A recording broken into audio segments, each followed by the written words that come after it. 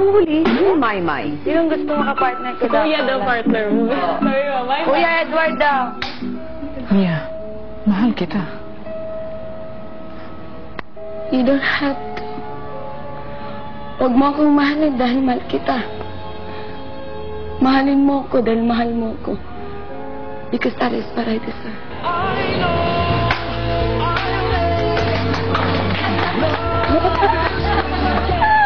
Grabe sa hugot, Maymay! Pak na pak ang arte mo. Susunod, sa pagpapatuloy ng pag-arte ng housemates, may isang special na makaka-eksena si Maymay. Pumunta ka na sa pressure. Oh my God! Enrique!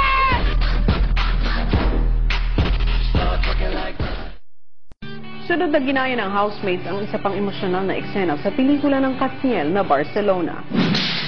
Ellie, naisip ko lang it will help you move on. Move on from what? From everything that's keeping you from moving on. Stop acting like you know my pain. Stop acting like you own it. Hindi ikaw si Celine. And you will never be Celine.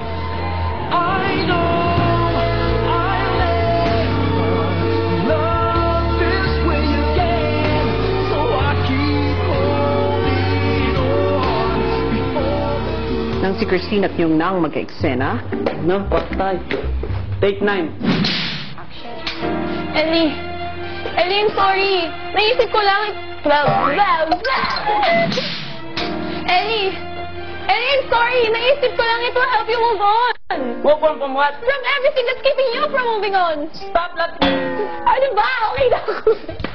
Po, nakakatawa silang tingnan ni Ate Christine kasi pagkatapos po magkamali niyong si Ate Christine na naman pong nagkakamali. Naisip ko lang it will help you move on. Stop acting like nothing. Stop acting like Stop acting like Stop acting like oh my pain. Ang ano ko po na first time ko po na mag-acting po, dapat talaga tayo mag-focus, bigay po na todo. Ellie, I'm sorry. Naisip ko it will help you move on. Stop acting like you own my pain. Stop acting like you own my... Hindi ikaw si Celine and you will never be Celine. Yippee! yes, nakuha mo din yun. Si Yong tila ayaw pang tumigil sa pag-arte. Di ba't ninuningo pag-iyak po? Parang serious po. Subukan natin. Baka may tumulo. Di ba? Lights, camera, action.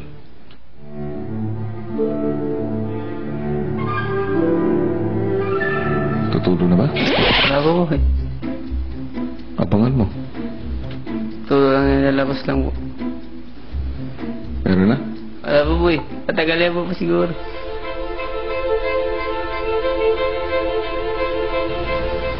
Na matagal po. Ayaw? Ayaw po eh. Siguro, hindi po malapas. Well, sige, next time na lang. Maya-maya si Maymay naman ang isinalang sa eksena. Naisip ko lang it will help you to move on. Move on from what? From everything that's keeping you from moving on. Stop acting like you know my pain. Stop acting like you own it.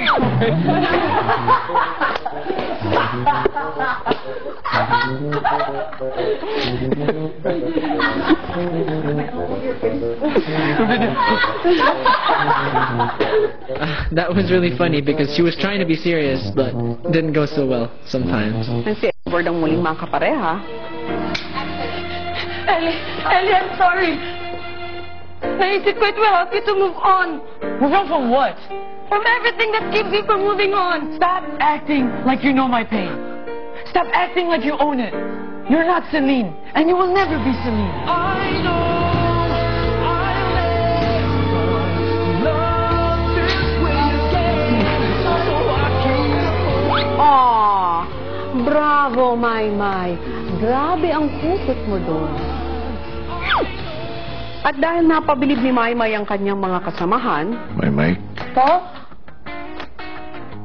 napakiusapan ko siya na maka-eksena ka. Okay to, kuya! Ready ka na? Nandito siya? Pumunta ka na sa pressure room. Oh my God! Enrique! espesyal na eksena ni Maymay kasama si... Kuya!